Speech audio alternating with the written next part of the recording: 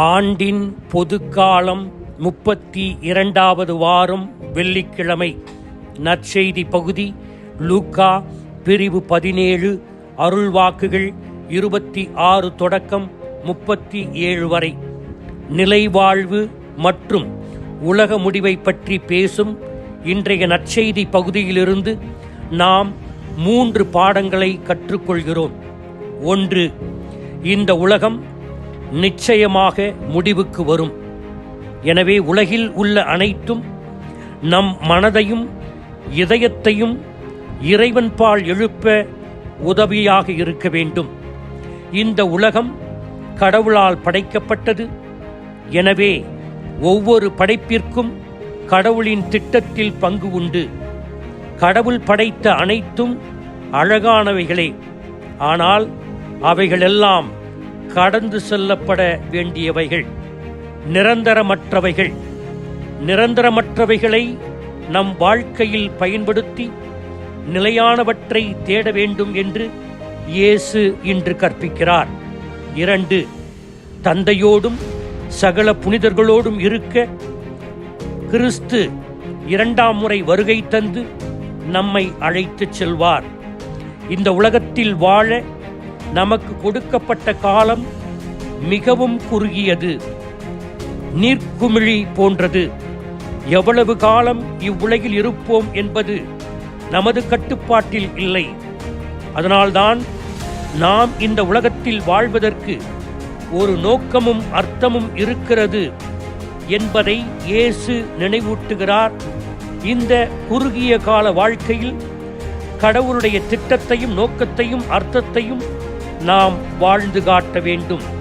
நம் வாழ்க்கையின் அர்த்தத்தை உணர நாம் எப்படிப்பட்ட வழியில் பயணிக்க வேண்டும் என்பதை இந்த உலகமோ சமூகமோ நமது அன்புக்குரியவர்களோ தீர்மானிக்க முடியாது.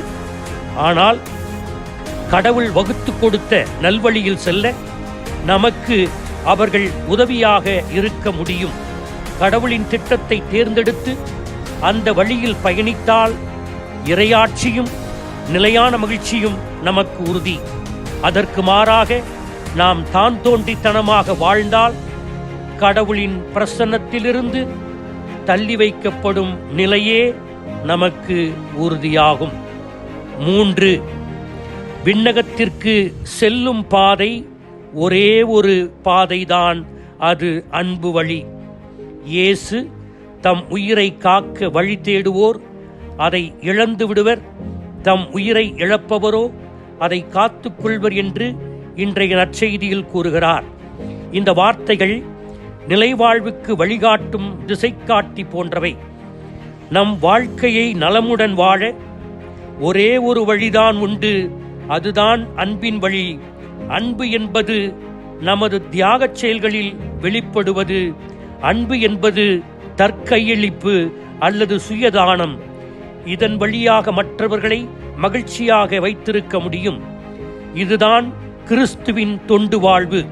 இயேசுவின் வார்த்தைகளில் கூற வேண்டுமென்றால், தொண்டு ஏற்பதற்கு அல்ல மானிட மகன் வந்தது, தொண்டு ஆற்றுவதற்கே என்றார். அப்படி என்றால் இந்த அன்பின் அன்பை எப்படி வாழ்வது? நான் சரியாக இருக்கிறேன் என்பதை விட இரக்கத்தோடு இருப்பதில்தான் என் அன்பு வெளிப்படுகிறது. எனக்கு வேறு வழியில் பிறருக்கு உதவ என்னிடம் சக்தி இல்லாவிட்டாலும் அவருக்காக என்னால் ஜெபிக்க முடியும். அதிலே என் அன்பு வெளிப்படுகிறது.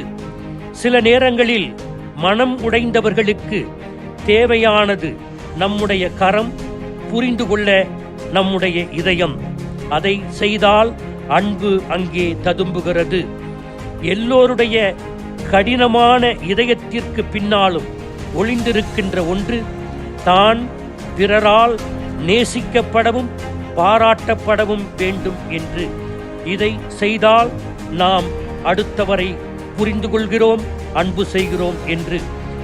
எல்லா காயங்களையும் ஆற்றும் சக்தி காலத்திற்கு இல்லை, ஆனால் அன்பிற்கு மட்டுமே உள்ளது என்பதை உணர்ந்து இந்த உலகத்தின் வாழ்க்கையில் வாழுகின்ற போது நாம் நிரந்தரமற்றவைகளை பயன்படுத்தி நிலையானவற்றை பற்றிக்கொள்ள இறைவனிடத்திலே வரம் கேட்போம். ஆமீன்.